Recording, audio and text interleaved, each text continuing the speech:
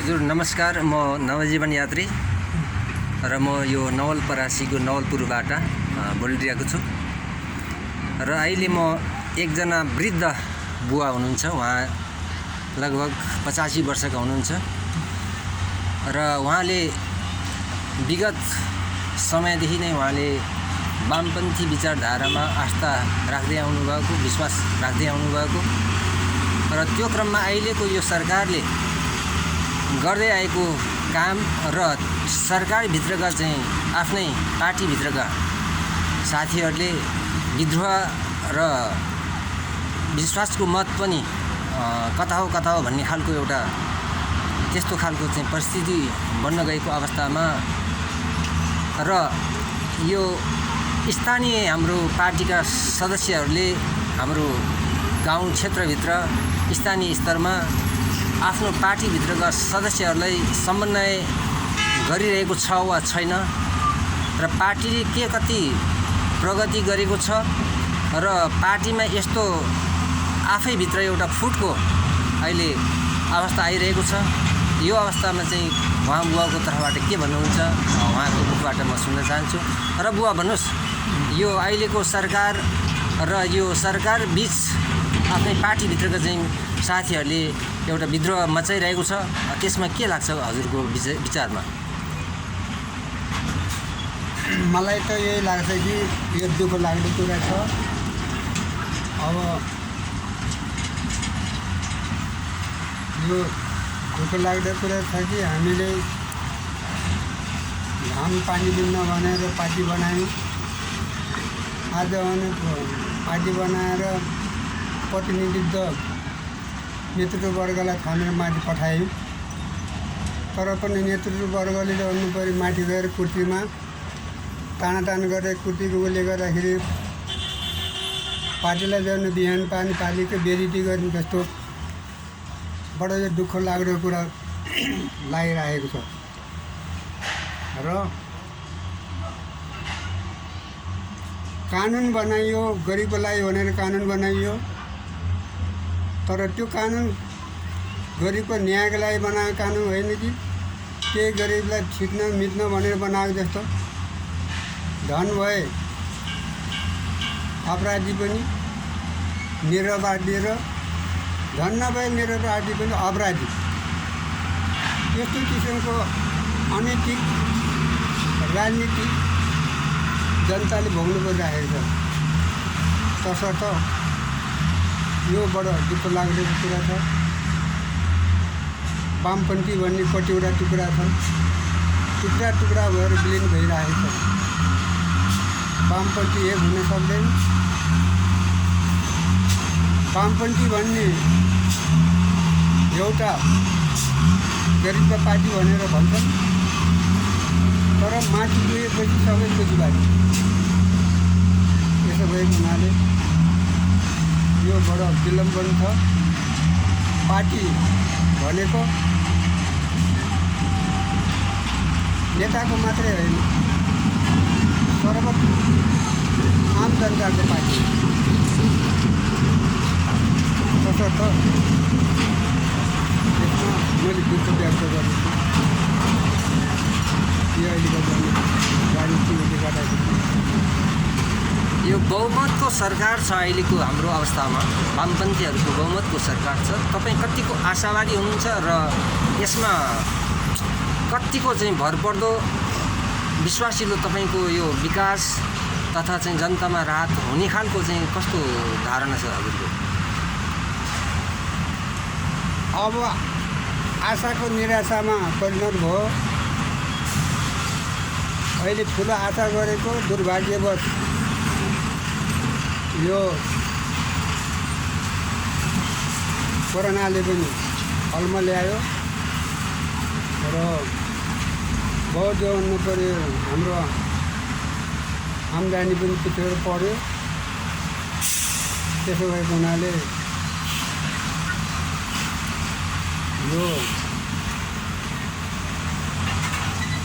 सरकारले जस पाउनु पनि सकेन र आपसमा जाने कुर्सीमा लडामती गर्ने, जनतालाई जब अन्न पऱ्यो कुनै ऊ नदिने, राह दिन नसक्ने। यो हुँदाखेरिमा विपक्षहरूले पनि मौका पाइरहेछ, स्वदेश विदेश लागिरहेको छ। त्यति माथि नभएर आफ्नो पार्टी धौरी लागिपरेको सरकारप्रति। त्यो यो बहुत भन्नु पऱ्यो, हाम्रो दुःख लाग्दो कुरा हो। यो प्रधानमन्त्री ओली विपरीत प्रचण्ड लगायत माधव कुमार नेपाल अहिले उहाँको विपक्षमा उभिरहनु भएको हामी देखिरहेका छौँ, सुनिरहेका छौँ विभिन्न मिडियाहरूबाट। र त्यस सम्बन्धमा कस्तो लाग्छ हजुरलाई? यो त्यही त आफ्नो पार्टीभित्रको असहयोग, पार्टीभित्रको खिचातानीले गर्दाखेरिमा अब विपक्षीहरूको भनौँ सबैको हाड हाँसिरहेको छ। यो कहाँनिर पुग्ने भन्ने कुरा ऊ छ, निराशामा जब परिणत भइरहेको छ पार्टीको जनताको। यो गरिबहरूको पार्टी, दुखीहीन व्यक्तिहरूको पार्टी, जनताको पार्टी भनेर चाहिँ भन्ने गरिन्छ। तर कस्तो छ त यो अहिलेको अवस्था कस्तो लाग्छ? भनाइ गरिबको पार्टी भन्छ, तर माथि पुगेपछि धनीको प्रतिनिधि हुँदो रहेछ, गरिबको नेतृत्व नदिँदो रहेछ, यस्तो लागिरहेको छ। र यस्तै गरी यो केन्द्रीय लेभलमा हाम्रा पार्टीका नेताहरूबिच एकताको जति पनि ढ्वाङ फुके पनि त्यहाँ पनि विद्रोह भइरहेको त थाहा भएको कुरा हो। र यसै गरी यो स्थानीय स्तरमा हाम्रा यहाँका प्रतिनिधिहरू, नेताजीहरूले आफ्ना कार्यकर्ताहरूलाई, आफ्ना दुखीहीन गरिबहरूलाई के कस्तो किसिमको समन्वय गर्न सकिरहेको जस्तो लाग्छ? खै जनताको लागि भन्नु पऱ्यो, खुसी र राह दिएको जस्तो लाग्दैन। जनता सब निराशामा छ, देशको यो घटागोल छ। जति जो भन्नु पऱ्यो जे गरे पनि अनि वामपन्थी कहिले अघि बढ्न सक्दैन। चुनावको समयमा अन्य विपक्षीहरूको जो भन्नु पऱ्यो भातृ सङ्कटहरू सब सञ्चालन हुन्छ। पार्टीभित्रको खिचला पऱ्यो भने त्यसलाई जाने मिलाउने प्रयास हुन्छ। हाम्रो पार्टीको जाने उम्मेदवारको मुख पनि देखिन्न। यो बडो दुःख लाग्दो कुरा छ। र यो स्थानीय स्तरमा अहिले हामी पछाडि छौँ एक प्रकारले। वामपन्थीहरूको सरकार बने तापनि स्थानीय स्तरको सरकार चाहिँ नेपाली काङ्ग्रेसको छ।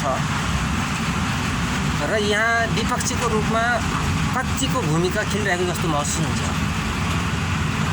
पार्टीका सदस्यहरूले, हाम्रा वामपन्थी नेता कार्यकर्ताहरूले आफ्नो भूमिका र सबै जनतामा एउटा समन्वय ल्याएर पार्टीलाई अगाडि बढाउने विषयमा कतिको चाहिँ उहाँहरूले पहल भइरहेको जस्तो लाग्छ? खै अन्य क्षेत्रमा भयो के जाने। हाम्रो क्षेत्रमा त हाम्रो प्रतिनिधि सब निडाएर बसे, लडामाटी गरे। हाम्रो क्षेत्रमा त अब विपक्षकै ऊ छ,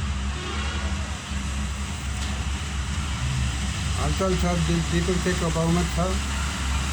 अनि यो अवस्था नै रहिरह्यो भनेदेखि यो वामपन्थी सरकारको बहुमतको सरकार टिकिराख्ला वा यसले कतिको प्रगति गर्ला भन्ने विषयमा कतिको तपाईँको एउटा दृढ एउटा विश्वास छ?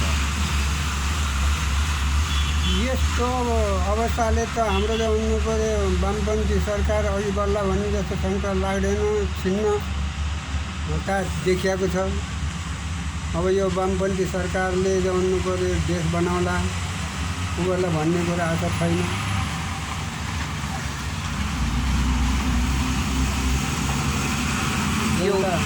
वामपन्थी सरकारले र यो 10 वर्ष जनयुद्धको ठुलो महाभारत पार गरेर आएको सरकार र यो सरकारले जनताहरूमा र आफ्नो कार्यकर्ता लगायत सबैमा एउटा दिनुपर्ने र एउटा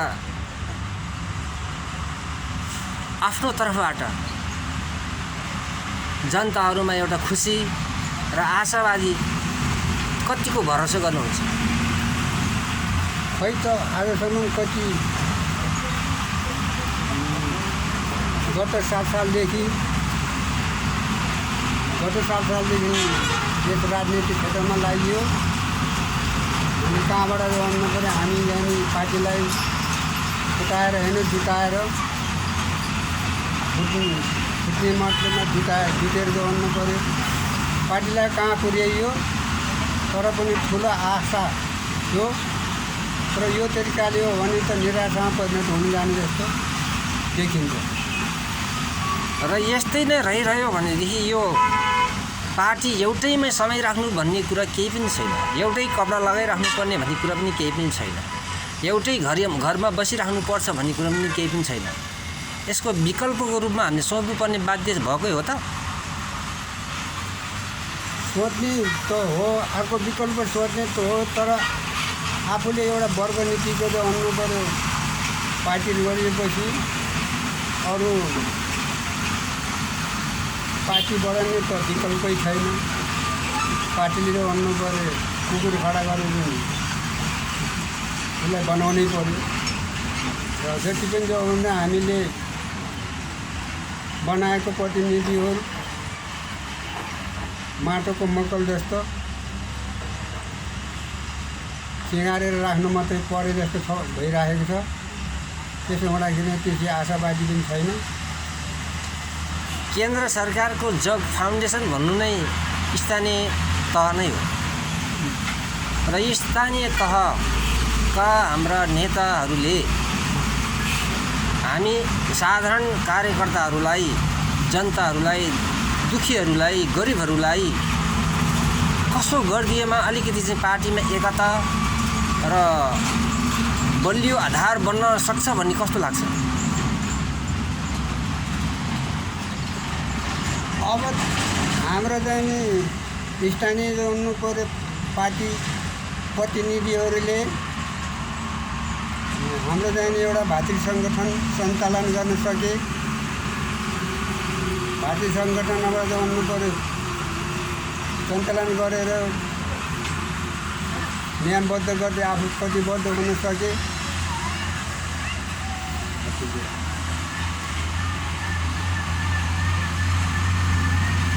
निश्चय नै त हुनु पऱ्यो, पार्टी त हुनु पऱ्यो, सुदृढीकरण भएर जानु थियो। तर भातृ सङ्गठनको त हुनु पऱ्यो। सङ्गठनको के कुरा त हुनु पऱ्यो, उमेरबारी प्रतिनिधि पनि हामीले नाकमुख देखिन्न। त्यसो भएको हुनाले हाम्रो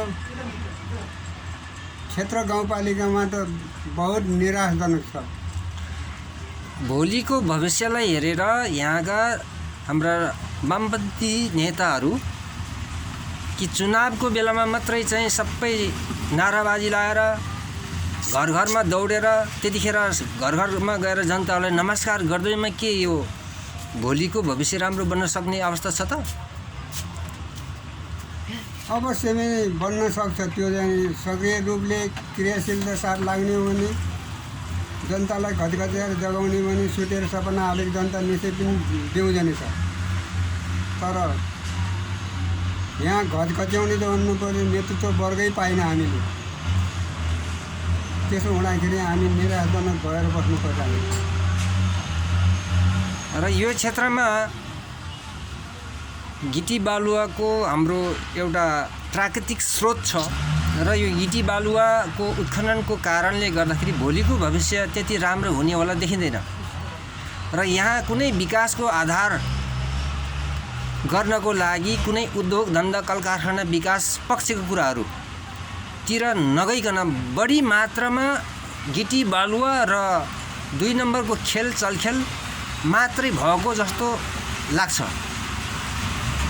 र यो अवस्थामा के भइदिए कसो गरिदिएदेखि हाम्रा सरकार हाम्रो यो स्थानीय स्तरमा नभए तापनि यहाँका हाम्रा कार्यकर्ताहरूले के गर्नु पर्थ्यो? अब यो त जुन हाम्रो क्षेत्रको अन्तर्गतको जानु पर्यो, सरकारी जानु पर्यो सम्पत्ति, यहाँको जानु पर्यो जनप्रतिनिधि र यहाँको जनताले सदुपयोग गर्दैदेखि यहाँको विकास कति हुने थियो। जो पनि बने जसले पनि लुट्ने र लुटाउने उपाय अरू केही नगर्ने। व्यक्तिमा जब भन्नु अर्बौँ खरबौँको जानु पर्यो व्यक्ति भए, सरकारको जानु पर्यो भाडो रित्तो भयो, अर्थतन्त्र डामाडोल भयो।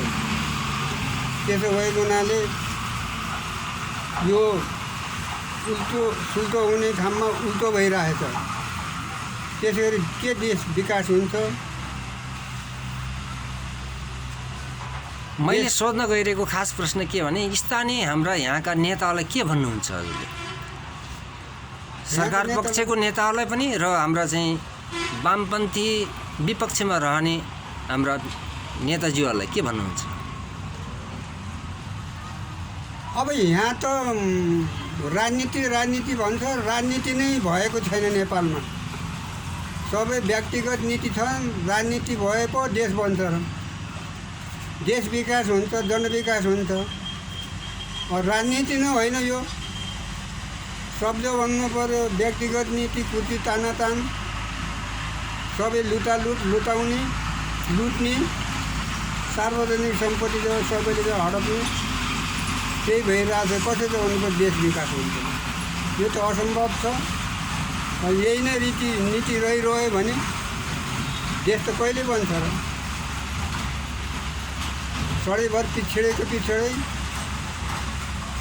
सरकार धनी भए पो। राजनीतिको शब्द भनौँ नै राज्यलाई सञ्चालन गर्ने नीति, राज्यलाई चाहिँ उत्थानतिर, समृद्धितिर र विकासतिर लाने नीति नै हो। र यसरी यो राजनीतिको विषयमा अब जुन पार्टी हेर्दा पनि हामीलाई उस्तै लाग्छ। काङ्ग्रेसको पनि ठिक छ, पूर्व माओवादीहरूको पनि ठिक थियो, र प्रजातन्त्रवादी पहिलाका राजावादीहरू पनि उहाँहरूको भाषण पनि राम्रो छ। र यस्तै प्रकारले अहिलेको सरकारको पनि ठुल्ठुलो आशा, ठुल्ठुलो कुराहरू चाहिँ हामीले सुनिरहेका छौँ। तर जब सिटमा पुग्छ, जब चाहिँ आफ्नो पदमा पुग्छ, अनि काम तमाम भएको हामीले देखिरहेको छैन।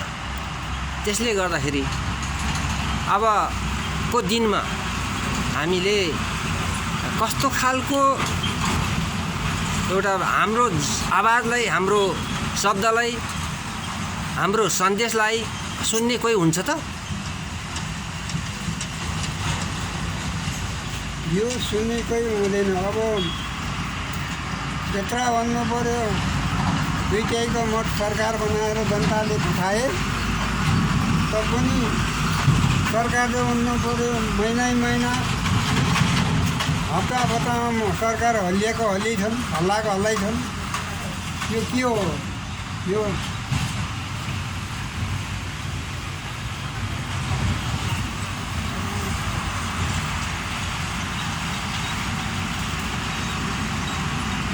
अब हामी साधारण जनताहरू के अब त्यत्तिकै चाहिँ आशामा जाने कि निराशामा जाने त? अब आशा लाग्छ भविष्यमा जो भन्नु पर्यो के भएर जान्छ यो देश।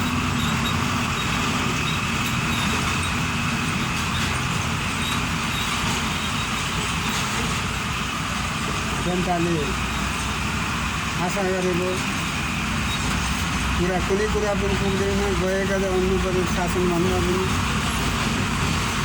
गए गुजेको त भन्नु पर्यो शासन भए, मनपरी भए, कुनै त भन्नु पर्यो कानुनको ल्याउने ऊ छैन। त्यत्र 6 वर्ष लगाएर दुई पालि भन्नु पर्यो संविधान चुनाव गरेर जनताले घाम खाएर पानी खाएर चुनाव गरेर पठाएर बनाएको संविधान अहिलेसम्म अधिक छैन। त्यसो भए बनाएर के आश लिनु जनताले? राजा यसरी बुवासँग यो भित्र लुकेको दबिएको आवाजहरू म लिन गइरहेको छु र यो विषयमा उहाँले समय दिएर साथ दिनुभयो। बुवालाई धन्यवाद, नमस्कार।